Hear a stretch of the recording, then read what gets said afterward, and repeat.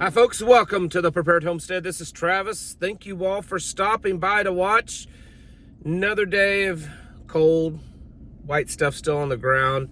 They're calling for more on Thursday evening, Friday.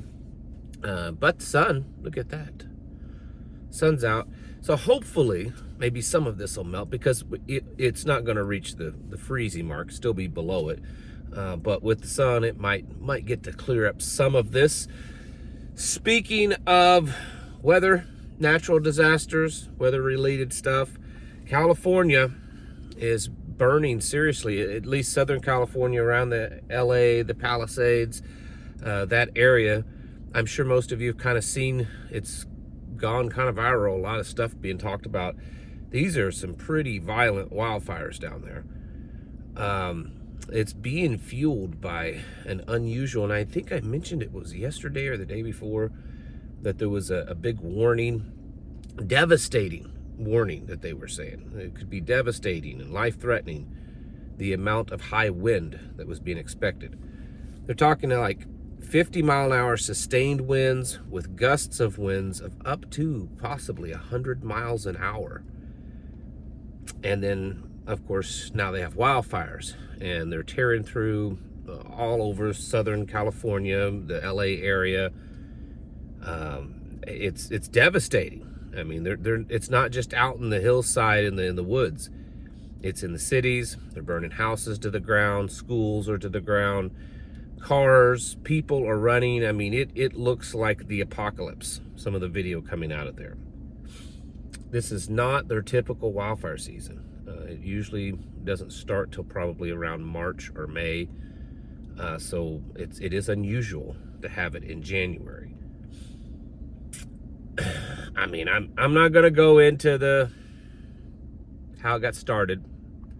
Who knows? I mean, high winds doesn't take much in a dry area. But number one, remember those folks in prayer. It's devastating. There's not much greater force of nature that can destroy and instill such fear as wildfires. It's quite a bit, and it's difficult. It's hard to. I can't imagine trying to fight something like that. Some fire department guys of mine were talking yesterday about this. We all fight wildfires. And, you know, while ours that we fight here aren't anything like out there, but it's, you know, it's nothing to fight a 300-acre plus fire, you know, ever so often. But anyways, we were talking about what it must be like to fight a fire of that size around the population that it is, and then being fueled by 50 to 100 mile-an-hour winds. I mean, that's intense. And there's reports that, and I haven't been able to verify the veracity of this, but that California is struggling with fire equipment because they sent so much fire equipment over to Ukraine. That was part of, you know, the stuff that was being given to Ukraine, and California donated or gave away a lot of fire equipment.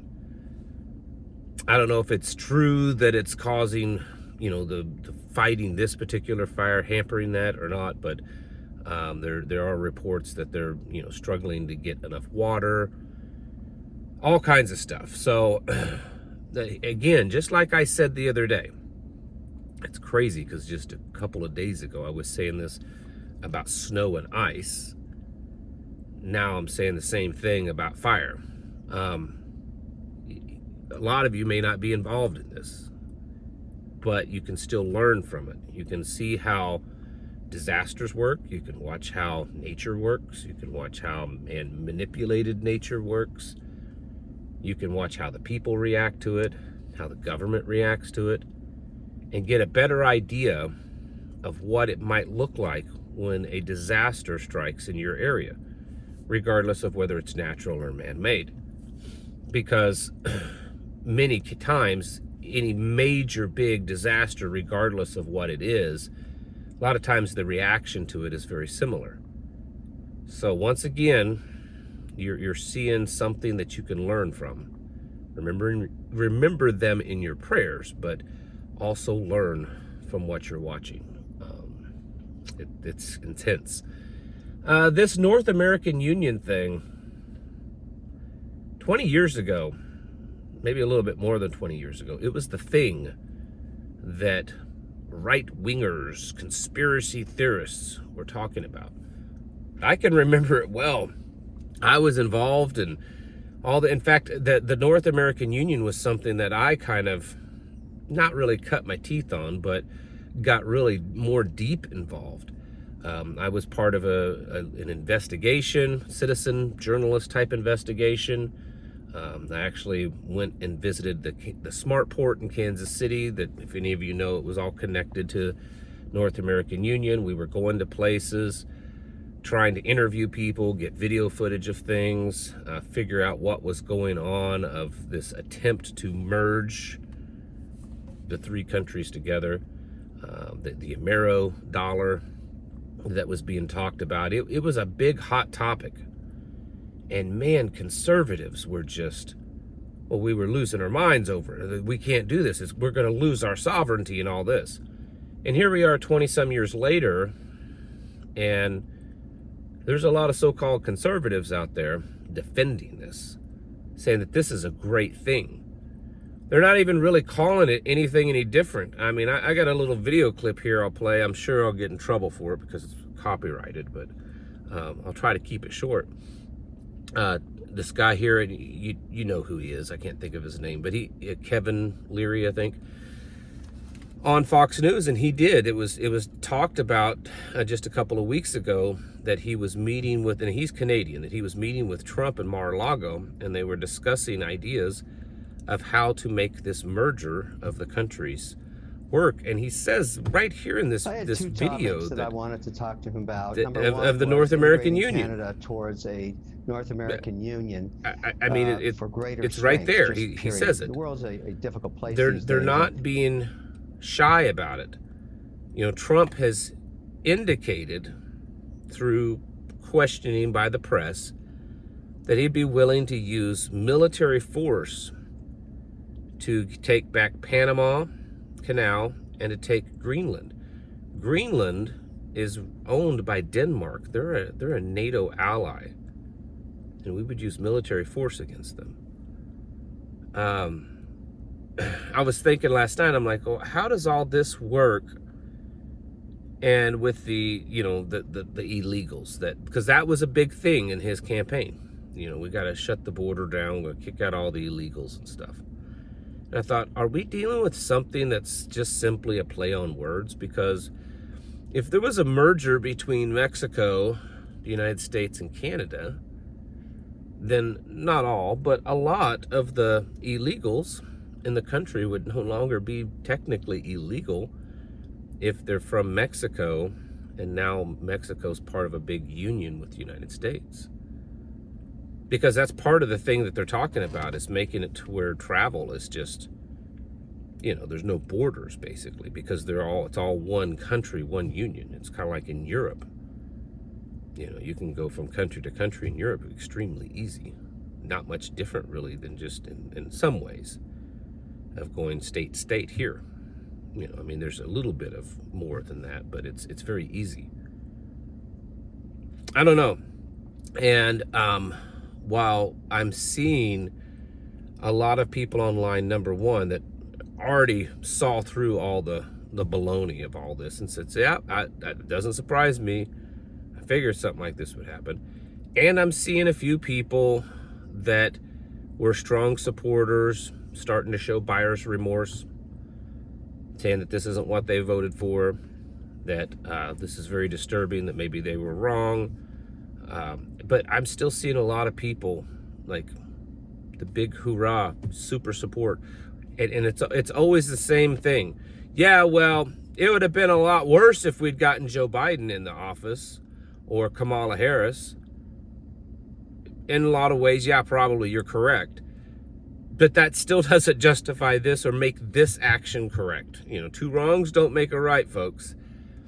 And if we really kind of stop and put aside the emotional stuff, put aside the the talking points, because the right has talking points as well as the left. Put that all aside and just start to reasonably and rationally think. With Joe Biden's presidency, while myself included, talked a lot about what he was doing was trying to usher in this great reset new world order. The vast majority of the stuff that happened were either very small things or it had nothing to do with the actual formation of it. It was more of the changing of society. You know, the DEI stuff, the trans agenda, all of this stuff, the demoralizing of the American society. That was really what happened majority in Biden. Of course, also the international stuff like Ukraine and Israel and things like that. But I'm talking about here in the United States, there wasn't a huge, we weren't seeing massive jumps in policy. A little bit. There were some laws and policies that were done that many of us were like, this is leading to this great reset thing. But I'm just saying there wasn't any massive big stuff. It was mostly just, you know, cultural things, societal things that was dramatically changed. And then Trump gets into office soon. And apparently, based on what he's saying, we're going to see major jumps in policies and things that move us towards this great reset, North American Union, New World Order stuff. I mean, he was talking about again yesterday, like the golden age of America and stuff, and it sounds very like a different twist on the New World Order is what it sounds like to me. It's very strange. So what I'm saying is that while, you know, a lot of people are gonna make the argument, oh well, at least he's better than Kamala and stuff or Biden. I don't know. At least you knew what you're getting with Kamala. You knew you were getting incompetency and this embracing of far left liberal policies. So far, and he ain't even taken office, so far, the changes in the person and the policy and the people around him and the things that he said since the election day in November, in a lot of ways it almost makes me think he may be worse, because he sold you one thing and then you got something else. And that something else is major shifts in policy that could, under the right circumstances, lead to very New World Order-ish, great reset, you know, kind of stuff. So I know a lot of people really hate it. Then go back to talking about tomatoes and chickens. Quit talking about things you don't know about. I saw that comment yesterday. Okay. Anyways, it's just some things to ponder. Because this is big stuff, folks. Big stuff. Do you realize how big of a deal it would be if Canada and the United States merged? For real. That's a lot of people say, oh, he's just trolling. Doesn't look like it. 60% of Canadians, statistically, on paper, vote blue, vote liberal. So, and there'd be something like 46 to 47 new congressional members because of Canada if they became a full-fledged state. So that's, 47 more Democrats, left-leaning people. It'd be unlikely. It'd be very difficult. But for instance, I saw some numbers based on polling that was done in Canada. Trump would have lost the election if Canada was part of the United States this last time. He wouldn't have won. Kamala would have won the election. Plus they have debt. I understand there's resources. I understand the military strategic and all this kind of stuff. I don't see the benefit other than it moving us closer to this global union garbage stuff. Yeah. Anyways, get ready for it. Get your houses in order. Prepare mentally, physically, and spiritually. Thanks for watching. Catch you in the next video.